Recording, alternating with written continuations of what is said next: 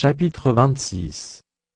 Il y eut une famine dans le pays, outre la première famine qui eut lieu du temps d'Abraham, et Isaac alla vers Abimélec, roi des Philistins, à Guérar. L'Éternel lui apparut, et dit: Ne descends pas en Égypte, demeure dans le pays que je te dirai. Séjourne dans ce pays-ci, je serai avec toi, et je te bénirai, car je donnerai toutes ces contrées à toi et à ta postérité, et je tiendrai le serment que j'ai fait à Abraham, ton père. Je multiplierai ta postérité comme les étoiles du ciel, je donnerai à ta postérité toutes ces contrées, et toutes les nations de la terre seront baignées en ta postérité. Parce qu'Abraham a obéi à ma voix, et qu'il a observé mes ordres, mes commandements, mes statuts et mes lois. Et Isaac resta à Guérar. Lorsque les gens du lieu faisaient des questions sur sa femme, il disait: C'est ma sœur. Car il craignait, en disant ma femme, que les gens du lieu ne le tuassent, parce que Rebecca était belle de figure. Comme son séjour se prolongeait, il arriva qu'Abimélec, roi des Philistins, regardant par la fenêtre, vit Isaac qui plaisantait avec Rebecca, sa femme. Abimélec fit appeler Isaac, et dit: Certainement, c'est ta femme. Comment as-tu pu dire c'est ma sœur? Isaac lui répondit: J'ai parlé ainsi, de peur de mourir à cause d'elle.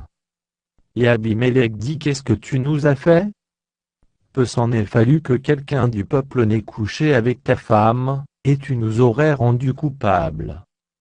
Alors Abimélec fit cette ordonnance pour tout le peuple: Celui qui touchera à cet homme ou à sa femme sera mis à mort.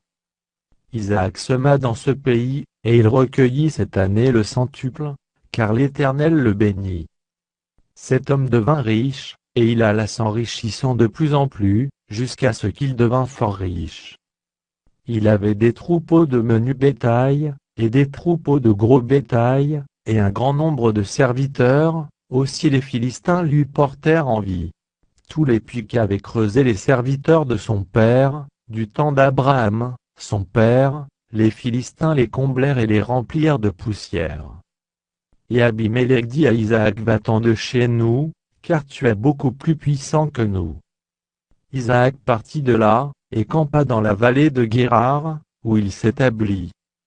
Isaac creusa de nouveau les puits d'eau, qu'on avait creusés du temps d'Abraham, son père, et qu'avaient comblés les Philistins après la mort d'Abraham, et il leur donna les mêmes noms, que son père leur avait donnés. Les serviteurs d'Isaac creusèrent encore dans la vallée, et y trouvèrent un puits d'eau vive. Les bergers de Guérar querellèrent les bergers d'Isaac, en disant: L'eau est à nous. Et il donna au puits le nom d'Ésai, parce qu'ils s'étaient disputés avec lui. Ses serviteurs creusèrent un autre puits, au sujet duquel on chercha aussi une querelle, et il l'appela Sitna. Il se transporta de là, et creusa un autre puits, pour lequel on ne chercha pas querelle, et il l'appela Roboth, car, dit-il, l'Éternel nous a maintenant mis au large, et nous prospérerons dans le pays.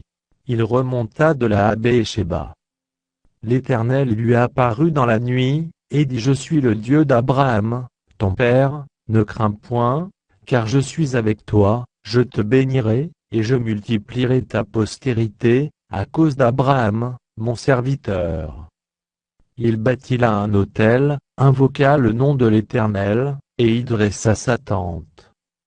Et les serviteurs d'Isaac y creusèrent un puits.